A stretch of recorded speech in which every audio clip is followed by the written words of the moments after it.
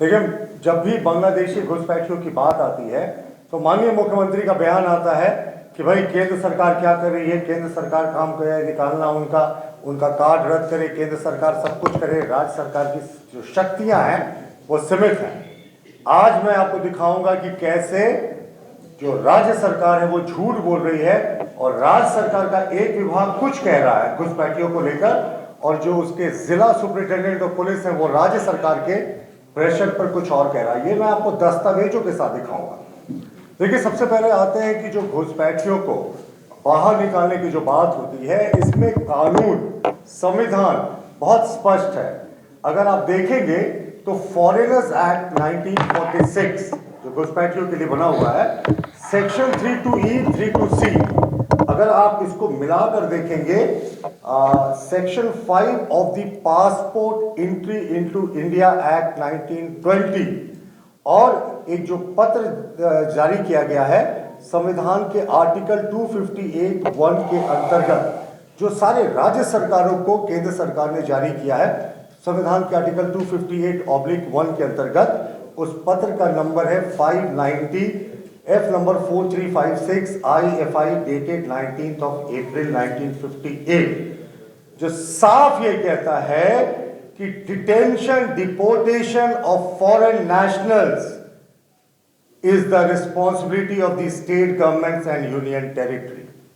यानी ये जितने मैंने आपको एक्ट्स अभी बताए और जितना इसका सब क्लॉज बताया, इसमें राज्य सरकार को केंद्र सरकार ने संविधान के अनुच्छेद 258(a) के तहत पत्र लिखकर ये शक्तियां दी हैं कि वो इनको आइडेंटिफाई करे, इनको डिटेन करे और इनको बाहर करे। जो बांग्लादेशी घुसपैठियों को लेकर इनका बार बार बात आता है, और मैं भी अभी दिखाऊंगा कि कैसे इनका एक विभाग कह रहा है कि बड़े पैमाने पर घुसपैठ हुई है और इनके एसपी कह रहे हैं कि 0 है घुसपैठ की संख्या।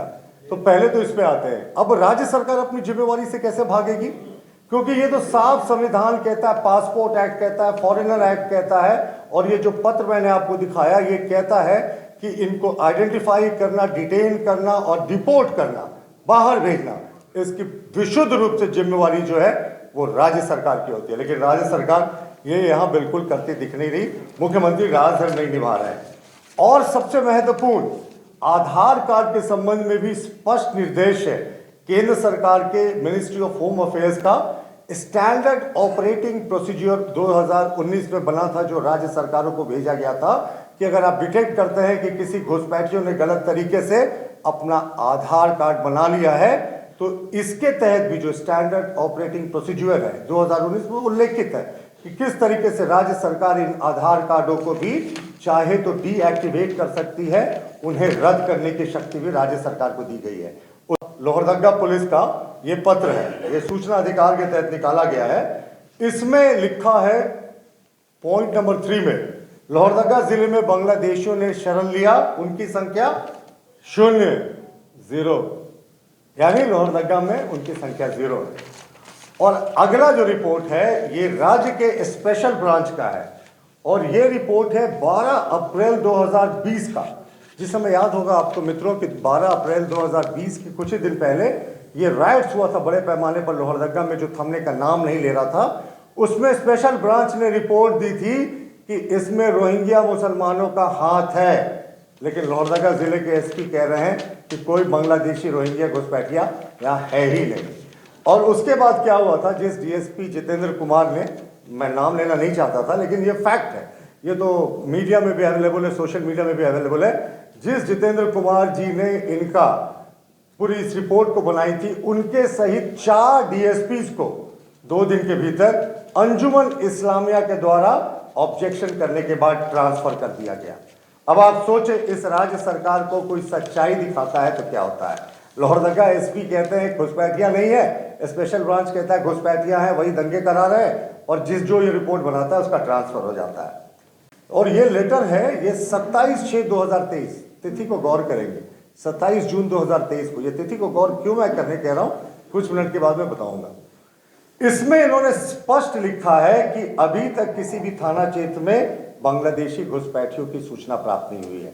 यानी ये मान रहे हैं कि दुमका जिले में कोई घुसपैठिया की सूचना इनके पास नहीं है। यही पत्र है जामताड़ा जिले का, सूचना अधिकार के तहत लिया गया, इसमें भी कमोबेश ऐसा ही जवाब है, लेकिन इस जवाबों के साथ वो भारी भरकम रिपोर्ट दिया गया है कि ये जो घुसपैठी हैं इनको रोकने के लिए जो पुलिस है वो क्या कदम उठा रही है। और पुलिस क्या कदम उठा रही है, थाना स्तर से जागरूकता अभियान चल रहा है, निरंतर निगरानी हो रही है, चौकीदार गुप्तचरों को भी घुसपैठ होने पर अविलंब सूचित करने हेतु आवश्यक दिशा निर्देश दिया गया है। तो हम तो यही जानना चाहेंगे कि कैसा दिशा निर्देश है कि उसके बावजूद घुसपैठी हैं। और ये मैं नहीं कह रहा, ये राज्य सरकार कह रही है, ये मैं आपको आगे दिखाता हूँ। इसी तरीके का एक पत्र गोड्डा जिले का भी है, जहां वो लिख रहे हैं कि घुसपैठियों की संख्या 0 है और घुसपैठियों का जो थाना क्षेत्र में जहां से उनके अंदर आने की संभावना है उन क्षेत्रों में बड़े पैमाने पर निगरानी हो रही है। स्पेशल ब्रांच के स्थापना के एसपी सभी जिले के डीसी और एसपी को कि सूचित करना है कि झारखंड अंतर्गत बांग्लादेशी घुसपैठियों के प्रवेश करने की सूचना है।